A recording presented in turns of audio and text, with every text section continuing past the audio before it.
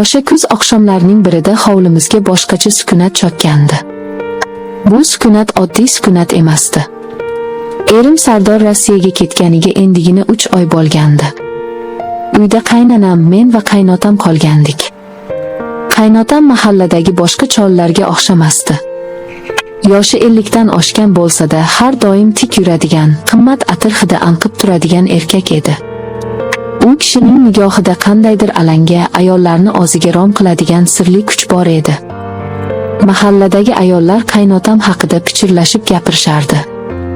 Yoshligida juda ko'p qizlarning boshini aylantirgan, haqiqiy xotinboz bo'lgan degan gaplar yurardi.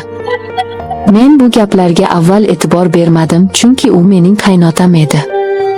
Lekin erim Sardor ketgach, hammasi o'zgara boshladi. Hammasi oddiy e'tibordan boshlandi. Dastlab bu shunchaki ota va qiz o'rtasidagi munosabatlarga o'xshardi. Lekin qaynotamning munosabati boshqacha edi. U bozor qilganda har doim menga atab nimanidir qo'shib olib kelardi. Ba'zan ro'mol, ba'zan men yoqtiradigan narsalar. Qaynonam sodda, kasalmand ayol bo'lgani uchun ko'pincha xonasidan chiqmasdi. Qaynotam esa bundan ustalik bilan foydalandi. Esimda, yomg'ir sharros quyayotgan kuni bozorga tushishimizga to'g'ri keldi. Qaynotam mashinani boshqarib borar, men orqa o'rindiqda o'tirardim. Oynadan tushayotgan yomg'ir tomchilariga tikilib ketayotgandim. Sardor telefon qilib turibdimi deb so'radi liqlik bilan. Ha, kecha gaplashdik dedim. U yosh, hali hayotni tushunmaydi. Seni bunday yolg'iz tashlab ketish yaxshimas dedi kutilmaganda. Bu gap meni oyga toldirdi. Oz bolasini yomonlayotgandek emas, balki menga achinayotgandek gapirardi. Mashina salonida uning o'tkir atir hidi hukmron edi. O'sha kuni u menga shunchaki kelin sifatida emas, balki ayol sifatida qaragani sezildi. Ko'zgudan ko'zlarimiz to'qnashganda men nigohimni olib qochdim. Kunlar o'tgani sayin bu o'yin yanada chuqurlashdi. Qaynotam o'zining mahoratini ishga solgandi. U kishi ayollar nimalarni yaxshi ko'rishini, qanday so'zlar ularning quloqiga yoqishini juda yaxshi bilardi. Sardor menga aytmagan maqtovlarni otasi aytardi. Bugun choy damlashing o'zgacha, qoling gulda, qizim, derdi u. Choynakni uzatayotib, qo'llarimiz salgina tegib ketganda. O'sha lahza badanim titrab ketdi. Bu qo'rquvmidi yoki boshqa narsa, o'shanda tushunmagandim. Bir kuni kechki ovqat payti qaynonam uxlagani kirib ketdi. Dasturxon atrofida ikkimiz qoldik. Qaynotam choy hoplayotib yoshlikdagi sarguzashtlari haqida gapirib berdi.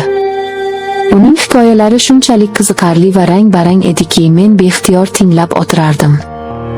U o'zini qanday tutishni, suhbatdoshini qanday sehrlashni bilardi. Inson hayotda bir marta yashaydi, dedi ko'zlarimga tikilib. Baxtni uzoqdan izlash kerak emas. Ba'zan baxt yoningda turadi, lekin sen uni ko'rmaysan. Bu so'zlar shunchaki falsafa emasligini ich-ichimdan his qildim. U meni nazarda tutayotgandi. Ortadagi chegara, o'sha ko'rinmas devor qulay boshlagandi. Eng dahshatlisi, men bu e'tiborni kuta boshlaganim edi. Erim Sardorning quruq yaxshimisizlar, pul yetib turibdimi degan gaplari menga yetmay qolgandi. Menga tirik insonning harorati, shirin so'zi, maqtovi kerak edi. Qaynotam esa buni juda noziklik bilan berardi.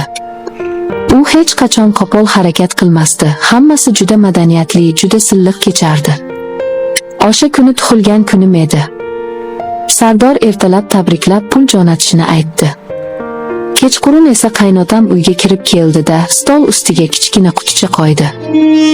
"Ochib ko'r", dedi u jilmayib. Qutichada tillo taqinchoq bor edi. Men hayron bo'lib qoldim. "Dada, bu juda qimmat-ku", dedim duduqlanib. "Sen dunyodagi eng qimmat narsalarga loyiqsan." Sardor buni tushunmasligi mumkin, lekin men ko'rib turibman. "Sening ko'zlaringdagi dardni ko'tarolmayman", dedi va o'sha on o'rtamizdagi masofa butunlay yo'qoldi. U taqinchoqni taqib qo'yish uchun orqamga otdi. Uning issiq nafasi bo'ynimga urildi. Men joyimda qotib qolgandim. Qo'llari bo'ynimga tekkanda butun vujudim yonib ketgandek bo'ldi. O'sha lahzada men kelin ekanligimni, u esa qaynotam ekanligini unutdim. Faqat o'sha lahza, o'sha e'tibor bor edi. Bizning munosabatlarimiz so'zsiz bitimga o'xshardi. Hech kim ochiqchasiga sevaman demasdi, lekin har bir qarash, har bir imo-ishora shunga ishora qilardi. U kishi hovlida ishlayotganimda yonimga kelib, yordamlashar, tasodifan yelkamga qo'l qo'yar, men esa bu teginishdan qochmasdim. Aksincha, bu menga qandaydir kuch, ishonch berardi. O'zimni go'zal va kerakli his qilardim.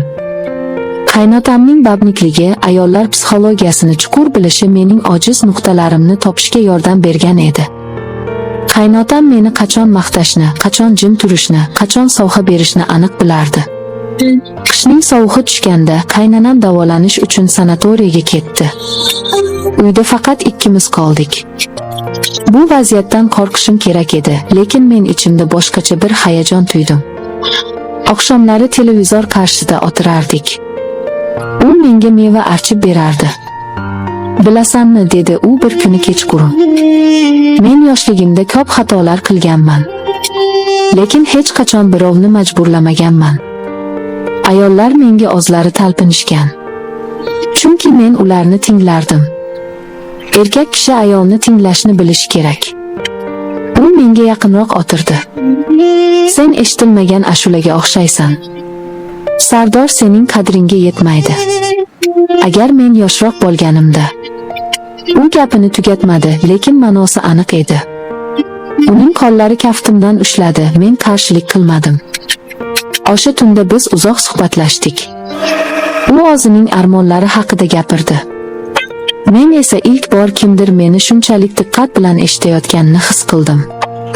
Qaynotam bilan bo'lgan bu yaqinlik meni o'z domiga tortib ketgandi. Men vijdon azobini his qilardim, tushlarimda ota-onamni ko'rib cho'chib uyg'onardim. Lekin ertasi kuni qaynotamning birgina tabassumi, birgina shirin so'zi barcha shubhalarimni yuvib ketardi. Qaynotam mening aqlimni olgan edi. U shunchaki shahvatparast emasdi, u mohir o'yinchi edi. Meni asta-sekin, shoshilmasdan o'z dunyosiga olib kirdi. Bahor kelishi bilan erim Sardorning qaytishi haqida xabar keldi. Bu xabar meni quvontirish o'rniga dahshatga soldi. Men qanday qilib erimning ko'ziga qarayman? Qaynotam esa xotirjam edi. Hammasi joyida bo'ladi, dedi u ishonch bilan. Biz hech narsani buzmadik. Bu shunchaki ko'ngil yaqinligi. Lekin men bilardim, bu shunchaki ko'ngil yaqinligi emasdi. Bu xiyonatning yomoni, eng yashirin shakli edi. Biz jismonan chegara buzmagan bo'lsak-da, ruhan allaqachon bir-birimizga bog'lanib qolgandik. U meni o'ziga o'rgatib qo'ygandi. Sardor qaytgan kuni uyda bayram bo'ldi. Men kulib turardim, lekin ichim yonardi. Erim meni quchoqlaganda men begona odamni quchoqlagandek bo'ldim. Ko'zlarim beixtiyor qaynotamni qidirdi. Qaynotam esa bir chetda mamnun qiyofada bolasini kuzatardi. O'sha nigohda yana o'sha eski, ayyorona uchqun bor edi. U kishi menga qarab ko'z qisib qo'ydi. Shu ondayoq tushundimki, men bu odamning o'yinchoqiga aylanib bo'lgandim. Uning uchun bu navbatdagi g'alaba, men uchun esa umrbodlik yuk edi. Keyingi oylar davomida ham qaynotam fursat topganda menga o'z e'tiborini ko'rsatib turdi. Sardor yonimizda bo'lsa ham bizning o'rtamizda yashirin til bor edi. Bir qarash, bir tabassum. Bu sir meni yeb bitirardi. Men erimga xiyonat qilmagandek edim, lekin aslida eng katta xiyonatni ko'nglimda qilgandim. Qaynotam haqiqiy babnik ekanligini o'shanda yana bir bor isbotladi. U o'z kelinni ham o'zining jozibasi bilan rom qildi va buni shunday ustalik bilan qildiki, hech kim, hatto ohli ham sezmadi. Men esa o'sha iliq munosabatlar, o'sha shirin so'zlar asirasiga aylandim. Sardorning soddaligi, ishonchi meni yanada ezardi. U otasini hurmat qilardi, meni esa sevardi. Biz esa uning orqasida o'zimizning kichik taqiqlangan dunyomizni yaratgandik.